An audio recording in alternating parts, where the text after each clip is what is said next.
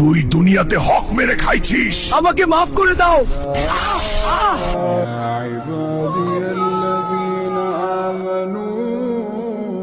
এখানে জায়গা জমি কতটুকু আছে ভাগ কর, আমারটা আমি নিয়ে যাই। ভাইয়া, বাবা তো মাত্র 2 দিন হলো মারা গেছে, এখনই জায়গায় জমি ভাগ করব, কি বলেন এসব?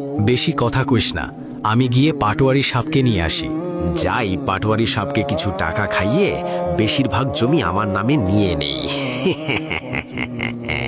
পাটোয়ারি সাহেব, বাবা তো মারা গেল, তাই ভাবছি জায়গা জমি ভাগ করে ফেলি, তাই আপনার কাছে আসা।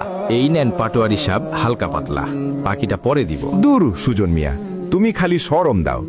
আচ্ছা চলো চলো। পাটোয়ারি সাপকে নিয়ে এসেছি। রাজু, তোমার বাবা মরার আগে আমাকে বলছে তোমাদের জায়গা জমি যাতে আমি ভাগ করি দিই। এই নে, এখানে একটা সই দে। এটা কি ভাইয়া? এখানে তো সব জমি আপনার নামে লেখা আছে। ভাইয়া, আমি আল্লাহর কাছে বিচার দিলাম, আপনি আমাকে ঠকিয়েছেন। ধুর তোর আল্লাহ টাল্লাহ রাখতো। এই চলেন তো পাটোয়ারি সাপ। দুনিয়াতে যদি বিচার না পান, আল্লাহর দরবার বিচারটা দিয়ে রাখেন, সেদিন বিচার হবে। ভাইয়া, মা খুব অসুস্থ, তো আমি কি করব? কিছু টাকা দেন, হাসপাতালে নিতে হবে। আমি পারবো না, তুই নে। মা, তুমি ঠিক আছো? আমি তোমাকে ছেড়ে যাব না।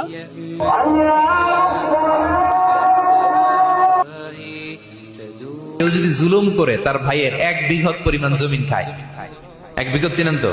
1 বিঘত জমি যদি কেউ অন্যায় ভাবে জুলুম করে তার ভাইয়ের কাছ থেকে খায়, তোর আজকে নামাজি পড়বো না, হুজুরে হাদিস নিয়া বইছে, খালি হুজুর দেখা বাইসা গেছে, নয়তো আমার বুক। সুজন, এই সুজন, কি হলো তোমার?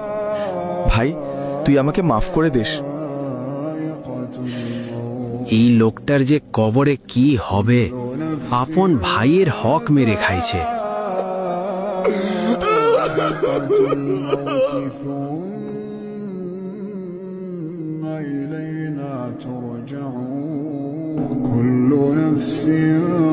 তুই দুনিয়াতে হক মেরে খাইছিস, তোর কোনো হিসাব নেই, তোর জায়গা শুধু জাহান্নামে।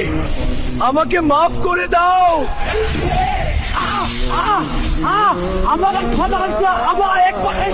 আমাকে মাফ করে দাও, আমাকে মাফ করে দাও।